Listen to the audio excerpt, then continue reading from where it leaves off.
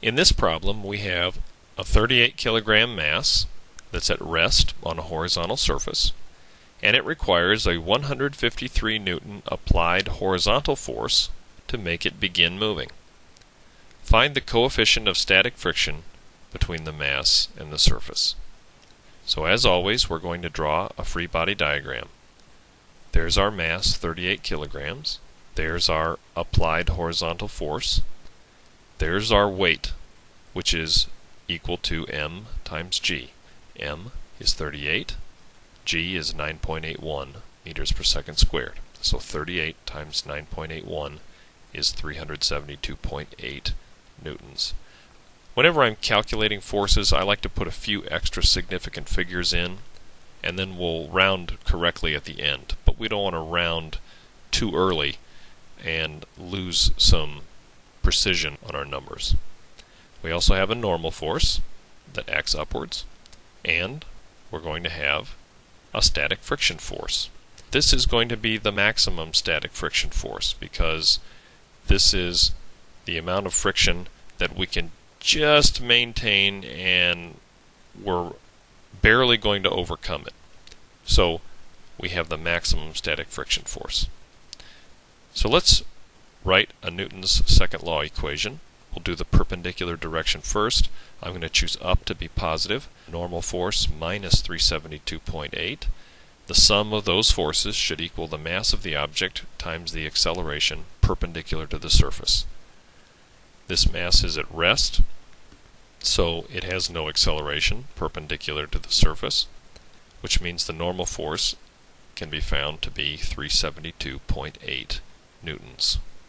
If we now write a Newton's second law equation in the parallel direction, if I choose to the right to be positive, we have 153 minus the maximum static friction force, and the sum of those forces should equal the mass, 38, times the acceleration parallel to the surface, and this mass is again at rest, at least until it just starts to move at rest. So the right side of the equation falls out. The maximum static friction force is 153 newtons. Well, the question is, what's the coefficient of static friction?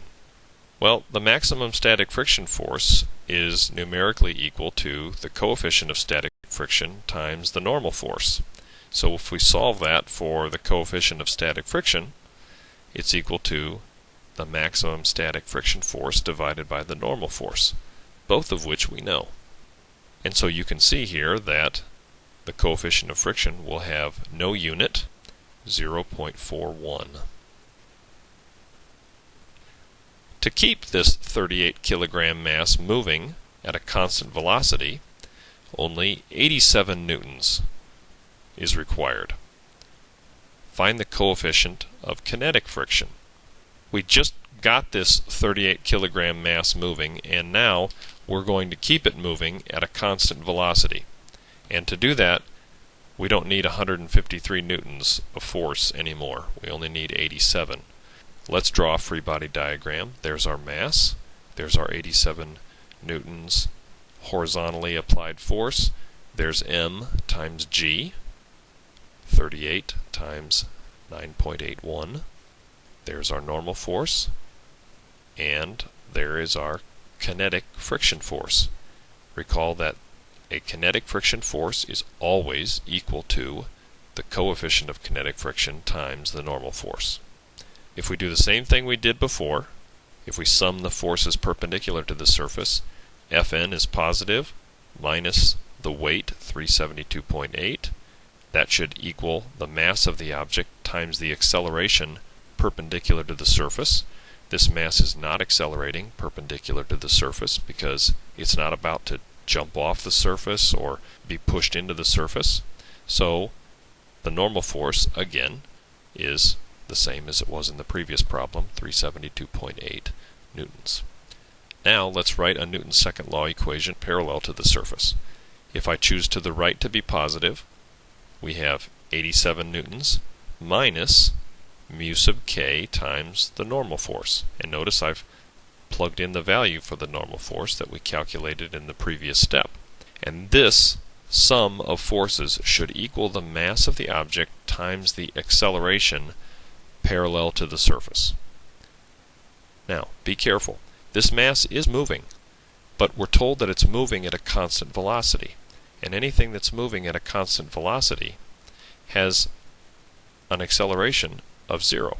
So the right side of the equation disappears, and we should be able to solve this equation for the coefficient of kinetic friction.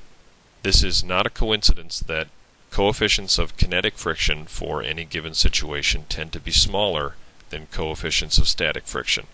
You might remember when we found the coefficient of static friction, it was 0.41. The coefficient of kinetic friction is 0.23. That is very typical. Coefficients of kinetic friction are always less than coefficients of static friction for particular situations.